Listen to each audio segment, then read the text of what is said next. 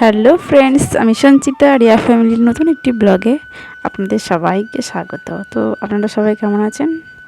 ভালো আছেন নিশ্চয়। আর আমিও ভালো একদমই নেই, কারণ তো দেখতেই পাচ্ছেন মেয়ে কেটে কেটে একসা। মানে ও এমন করছে, ওর জন্য হাসবো কি কাঁদবো আমি নিজেও বুঝতে পারছি না। আর মেয়ে যে কাঁদছে বললাম তার কারণ এই যে নারকেল গাছটি আছে আমাদের বাড়ির মানে ঘরের সামনে, তো নারকেল গাছটি আজকে কেটে দেওয়ার জন্য বলা হয়েছে। তো সেই জন্য এসেছে লেবার, যে যারা গাছ কাটে তাদেরকে বলা হয়েছিল, তোরা কাটতে এসেছে। তো গাছটি কেটে দেওয়ার কথা শুনে মেয়ে ওরকম কাঁদছে। তো গাছ থেকে এই যে একটি পাখির বাসা ছিল, তো পাখির বাসার থেকে একটা বাচ্চা ছিল, তো যত্ন সহকারে বাচ্চাটাকে নামানো হয়েছে। আর মেয়ে তো কাঁদছে, বলছে তোমরা পাখির বাসাটা ভেঙে দিলে পাখিরা কোথায় থাকবে, ওর বাচ্চা কোথায় থাকবে। তো কাঁদছিল, কাঁদতে কাঁদতে পাখির বাচ্চাটা যখন পেয়েছে তখন একটু মনটা শান্ত হয়েছে, কিন্তু তবুও মনে মনে গাছটার জন্য ভীষণ আফসোস হচ্ছে। গাছটা যদি অন্য কোনো সাইডে থাকতো তাহলে গাছটা কাটার প্রয়োজন হতো না, কিন্তু ঘরের সামনে। তো আগের ভিডিওতে দেখেছেন আপনারা যে ঝড় হয়েছিল, তো ঝড়ে ওই যে নারকেলের ডেগো আমার মাথায় পড়েছিল, আমার মেয়ের গায়ের ওপর সব পাতাগুলো পড়েছিল, আমার হাতে তো লেগেছেই, সে তো ভিডিওতে আপনাদের দেখানো হয়েছে। তো ঘরের সামনে তো বাচ্চারা হয়তো যেতে পারে না, বারবার আমার শাশুড়ি মা বকে, তো ওই জন্য গাছটা কেটে দেওয়া হচ্ছে। আর এই যে এত কান্নাকাটির পর ওই যে যারা এসেছিলো গাছ কাটতে, ওরা আবার একটি ডাব ওকে কেটে দিয়েছে এত কাঁদছে বলে। তো এটি পেয়ে খুশি, একটু একটু খাচ্ছে। আবার আমাকে বলছে যে পাখির বাসা বানিয়ে দেবে, পাখির ঘর বানিয়ে দেবে, সেখানে থাকবে, আমি খেতে দেবো। তো ওইগুলো ভেবে একটু খুশি হচ্ছে। আবার যখনই ও গাছের কথা মনে হচ্ছে তখনই আবার কান্না কান্না শুরু করছে। তো এই যে গাছটি প্রায় কাটা হয়ে গেছে, মানে পাতাগুলো সব ছেটে দিয়েছে, এবার জাস্ট ওই গোড়াগুলোতে 2-3 বার করে কাটলে হয়ে যাবে।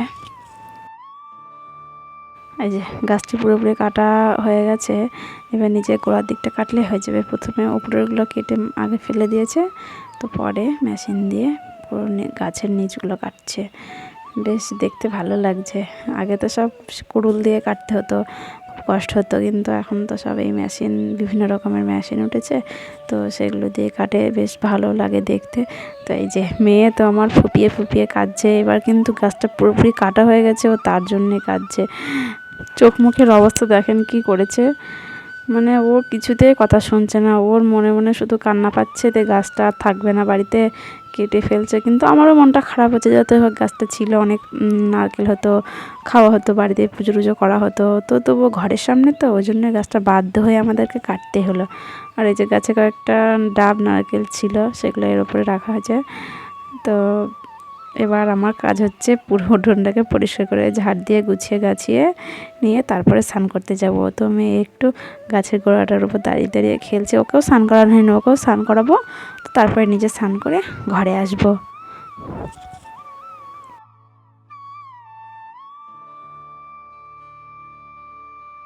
তো তারপরে যে স্নান করে চলে এসেছি, আর মেয়েও স্নান করে নিয়েছে। তো মেয়েকে আগে স্নান করিয়ে ঘরে পাঠিয়েছিলাম, তো ও গোপুসোনার কাছে ফুল টুলগুলো এগুলো গুছিয়ে গাছিয়ে দিয়ে ধূপ টুপ জ্বালিয়ে দিয়েছে, আর ওর বাবা জল এনে দিয়েছে তো গোপুসোনাকে সেবা দেওয়ার জন্য। তো গোপুসোনার সেবাটা হয়ে গেছে।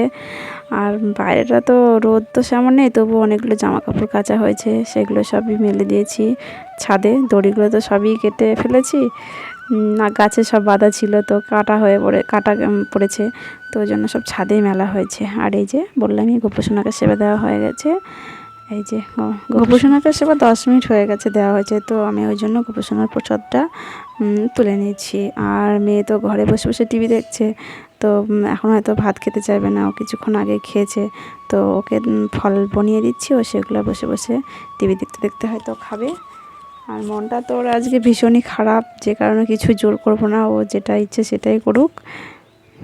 এই যে বসে বসে ও টিভিতে কার্টুন দেখছে আর সিআইডি এগুলোই তো দেখে। এবার আমিও একটু ওর পাশে বসে নেবো, বসে একটু টিভি দেখবো, কারণ সকাল থেকে অনেক কাজ হয়েছে, যেহেতু গাছ কাটা হলো, তো কাজ তো আমার বাড়তি হয়েছে, তো ওই জন্য এবার একটু রেস্ট নিয়ে তারপরে আবার আসছি। আর পাখির বাচ্চাটাকে ও যত্ন সহকারে ঘরে ঢেকে রেখেছি, বিকেলে ও ছাদে নিয়ে যাবে। তখন আবার দেখা হচ্ছে। আর ছাদে নিয়ে যাবার কারণ হলো পাখি ওর মানে বাচ্চার মা বাবা দুজনেই ছাদে ঘোরাঘুরি করছে, বারবার ডাকছে, কিচকিচ করছে।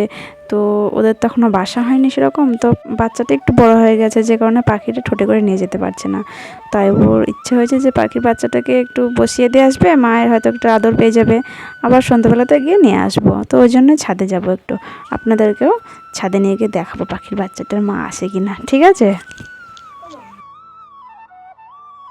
তো তারপরে এই যে বিকেলে ওর বন্ধুকে ডেকে নিয়ে এসেছে, ডেকে নিয়ে এসে বাচ্চাটাকে কী করেছে, উঠোনের মাঝখানে একটা কাগজের উপরে বসিয়ে রেখেছে যে ওরা তারপরে ওখানে বসে বসে দেখছে বাচ্চাটার মা আসে কিনা। কিন্তু না, বাচ্চা পাখিটির মা আর আসেনি। তো তাই ছাদের ওপর দেখতে পেয়েছে, তো ওই জন্য ছাদে নিয়ে এসেছে। তো ছাদে এসে পাখিটির বাচ্চাটিকে এখানে রেখেছে, আর ওই যে পাখিটি মানে বাচ্চাটির মা এসে বেশ সুন্দর কাছে আসছে, খাওয়াচ্ছে, আদর করছে। আর বাচ্চাটির নাম আমার মেয়ে দিয়েছে টুনি। তো বন্ধুরা, যাই হোক, ভিডিওটি আজকে আমি এই পর্যন্ত রাখছি। ভালো লাগলে অবশ্যই লাইক, শেয়ার, কমেন্ট আর সাবস্ক্রাইব করবেন। দেখা হচ্ছে পরের কোনো একটা নতুন ভিডিওতে। ততক্ষণে আপনারা সবাই ভালো থাকবেন। টাটা।